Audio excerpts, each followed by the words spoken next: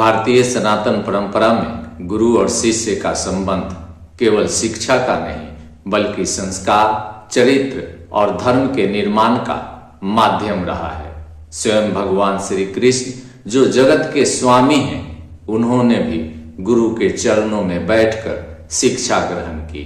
यह तथ्य भारतीय संस्कृति में गुरु की महत्ता को सर्वोच्च स्थान देता है। भगवान श्री कृष्ण और उनके भ्राता बलराम जी दोनों ने महर्षि संदीपनी मुनि के आश्रम में शिक्षा प्राप्त की। इस आश्रम से जुड़ी घटनाएं केवल कथाएं नहीं बल्कि श्रीमद्भागवत पुराण और हरिवंश पुराण और महाभारत के संदर्भ में वर्णित है। महर्षि संदीपनी मुनि एक महान वैदिक ऋषि, तपस्वी और आचार्य थे। पौराणिक कथाओं के अनुसार संदीपनी मुनि अवंती, वर्तमान में उज्जैन क्षेत्र में निवास करते थे। उनका आश्रम गुरुकुल परंपरा का उत्कृष्ट उदाहरण था। वे वैदिक, वेदांत, शास्त्र, विद्या, नीति और राजधर्म के महान ज्ञाता थे। श्रीमद्भागवत पुराण 10वें स्कंध में स्पष्ट उल्लेख है कि श्री कृष्ण और बलराम जी ने अपनी किशोरावस्था में संदीपनी मुनि के आश्रम में रहकर शिक्षा ग्रहण की। मथुरा में कंस वध के पश्चात जब श्री कृष्ण ने धर्म की स्थापना की, तब उन्होंने यह निर्णय लिया कि लोक को यह सिखाने के लिए कि शिक्षा और अनुशासन आवश्यक है, हमें गुरु के आश्रम में जाना चाहिए। यह कथन भगवान के लोक शिक्षा उद्देश्य को दर्शाता है। बलराम जी और श्री कृष्ण साधारण शिष्यों की भांति बिना किसी राजसी वैभव के आश्रम पहुंचे। यह तथ्य महत्वपूर्ण है कि उन्होंने स्वयं को ईश्वर के रूप में प्रकट नहीं किया। वे शिष्यों की तरह कठोर अनुशासन में रहे। संदीपनी मुनि का आश्रम कठोर नियमों पर आधारित था। प्रातः ब्रह्म मुहूर्त में जागरण, गुरु की सेवा, वन से सामिध्या लाना, जल भरना, आश्रम की स्वच्छता। श्रीमद्भागवत पुराण में उल्लेख है कि कृष्ण और बलराम जी गुरु की आज्ञा को देव आज्ञा समान मानते थे। एक अत्यंत महत्वपूर्ण और प्रमाणिक तथ्य यह है कि श्री कृष्ण और बलराम जी ने 64 दिनों में 64 कलाओं और समस्त विद्याओं में प्रवीणता प्राप्त कर ली। यह बात भागवत पुराण और हरिवंश पुराण दोनों में वर्णित है।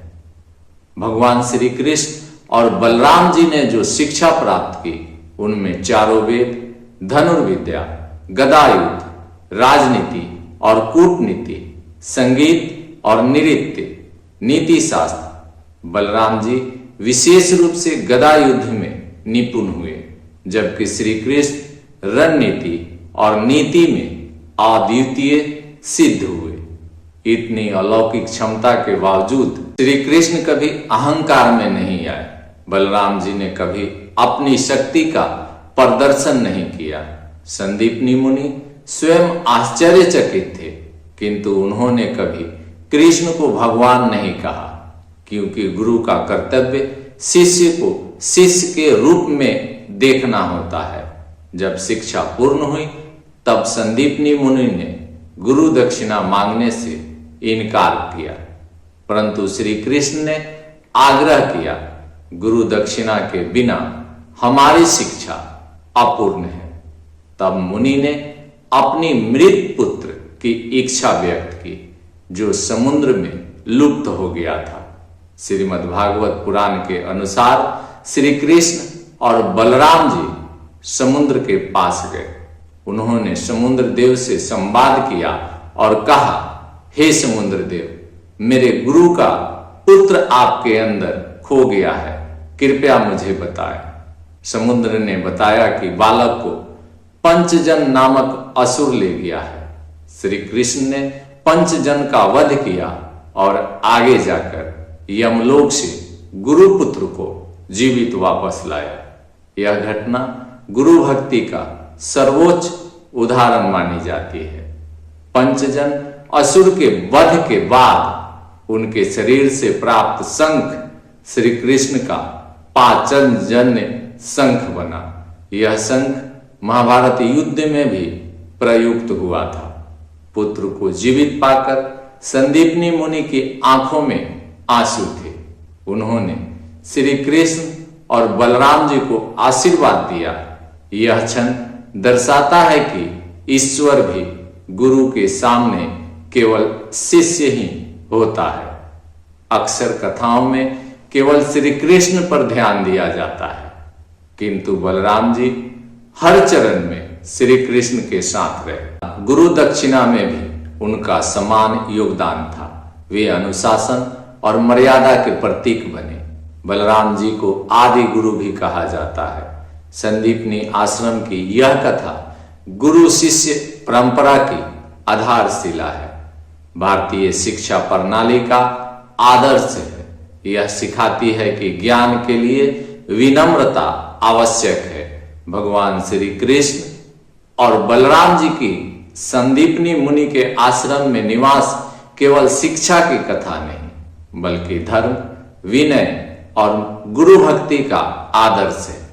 आज जब शिक्षा केवल डिग्री बनती जा रही है, तब यह कथा हमें याद दिलाती है कि सच्चा ज्ञान वही है जो चरित्र को ऊंचा उठाए। यहां पर एक बात मैं आपको बताना आवश्यक समझता हूं।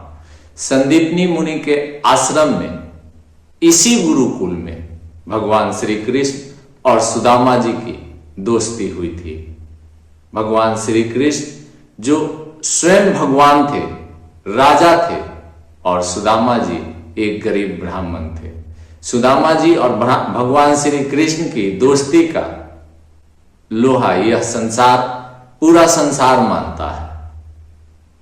एक अलग वीडियो बनाऊंगा कभी भगवान श्री कृष्ण और सुदामा जी की दोस्ती पर। इस वीडियो में इतना ही। अगले वीडियो तक मुझे इजाजत दें। जय श्री कृष्ण।